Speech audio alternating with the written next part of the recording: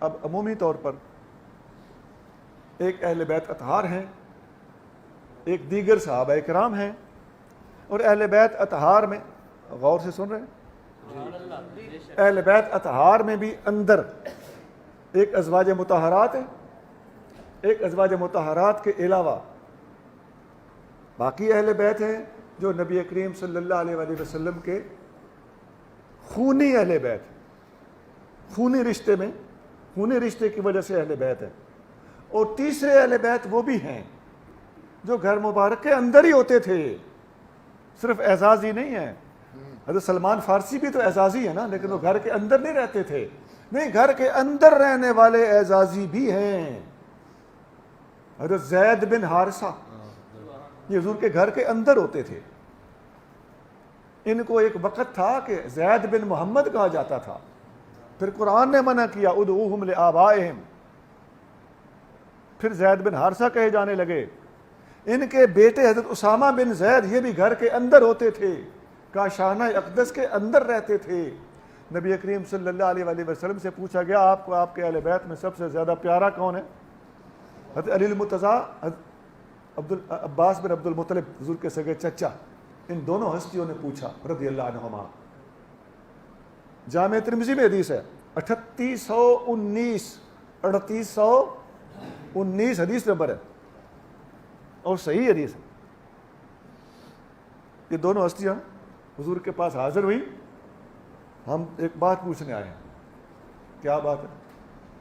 عرض کیا حضور ہم پوچھنا چاہتے ہیں آپ کے اہل بیت میں سب سے زیادہ پیارا کون ہے؟ فرمایا فاطمہ بنت محمد۔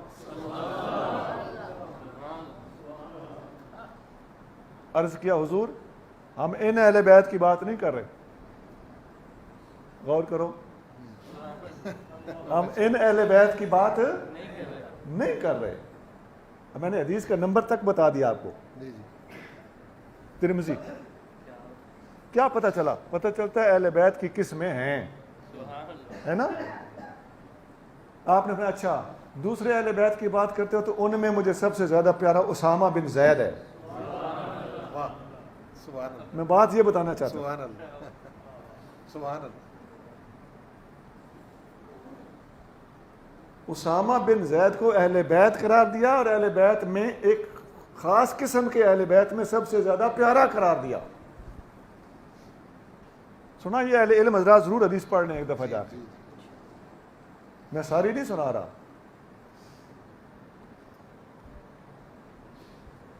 واضح ہو گیا کہ یہ سب اہل بیت ہیں۔ بتانا میں یہی چاہتا تھا کہ اہل بیت اطہار میں نبی کریم صلی اللہ علیہ وسلم کی ازواج مطہرات اہل بیت کی ایک قسم ہے، نبی کریم صلی اللہ علیہ وسلم کے خون کے رشتہ دار، آپ کی نسل پاک میں سے پیدا ہونے والے، وہ ایک قسم ہے، اور نبی کریم صلی اللہ علیہ وسلم کے گھر مبارک کے اندر رہنے والے اعزازی اہل بیت، یہ اہل بیت کی ایک اور قسم ہے۔ وہ جو میں نے اہل بیت اطہار مختلف طریقوں سے میں نے عرض کیا کہ ازواج مطہرات بھی اہل بیت ہیں، اسامہ بن زید بھی اہل بیت ہیں، زید بن حارثہ بھی اہل بیت ہیں، سیدنا علی المرتضیٰ رضی اللہ تعالیٰ عنہ بھی اہل بیت ہیں، حسنین کریمین بھی اہل بیت ہیں، چاروں شہزادیاں اور سیدہ زہرا پاک بھی اہل بیت ہیں۔ تو یہ سارے کے سارے ہمیں علم دے رہے ہیں۔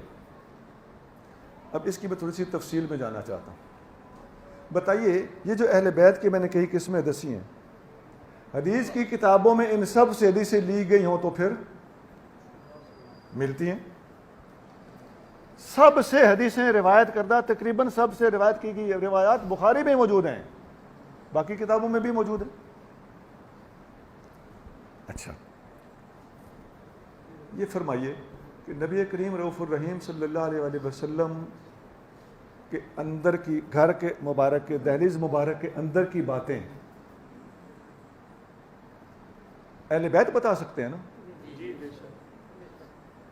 تو دہلیز مبارک کے اندر پھر مزید تقسیم ہے کہ آقا صلی اللہ علیہ وآلہ وسلم کے سو جانے والی باتیں اور جاگ جانے والی باتیں اور غسل کرنے والی باتیں، یہ سارے اہل بیت بتا سکتے ہیں؟ نہیں، یہ کون بتا سکتا ہے؟ بوجھو، ازواج مطہرات بتا سکتی ہیں. جو بات زوجہ مطہرہ بتا سکتی ہیں وہ داماد مقدس نہیں بتا سکتے. ایسا ہے کہ نہیں؟ ایمان سے بتانا یا اللہ کو جان دینی. بے شک بے شک بے شک. اب مان لو، یہ کون نہیں کہہ سکتا کہ اہل بیت اطہار میں سے مرد حضرات جو تھے وہ اندر بھی تشریف لے جاتے تھے، باہر بھی تشریف لے جاتے تھے، ان کو اندر کا بھی پتا، انہیں باہر کا بھی پتا. ہرگز ایسا نہیں ہے. اندر تشریف لے جاتے تھے لیکن اندر خاص کمرے کی بات کا ان کو نہیں پتا. اور باہر بھی تشریف لے جاتے تھے تو باہر بھی جہاں آپ کو ساتھ لے جایا جاتا تھا اس بات کا ان کو پتا ہے. اب غزوہ تبوک میں مولا مرتضیٰ تشریف نہیں لے گئے، اس کے بارے میں وہ کوئی حدیث بتا سکتے ہیں؟ نہیں. ہجرت کی 15 راتیں شان الگ میں نے بتائی ہے کہ ہجرت کی ٹھاٹھ میں یہ چیز شامل ہے کہ آپ بستر مصطفیٰ پہ سوئے.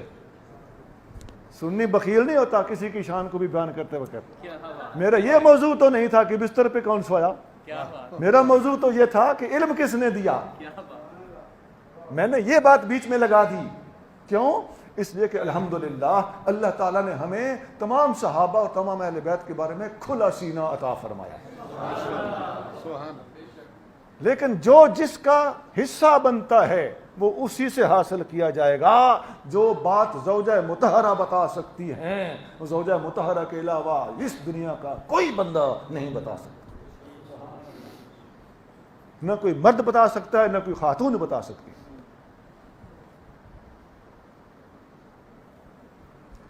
اور وہ جو 15 راتیں تھیں ہجرت کی اور وہ 3 راتیں تھیں غار کے اندر مسلسل چہرہ مصطفیٰ کی تلاوت کرنے والی، وہ باتیں صدیق اکبر کے سوا اس کائنات میں کوئی بندہ اللہ نے نہیں بھیجا جو ان باتوں کو صدیق اکبر کے علاوہ بتا سکتا ہو.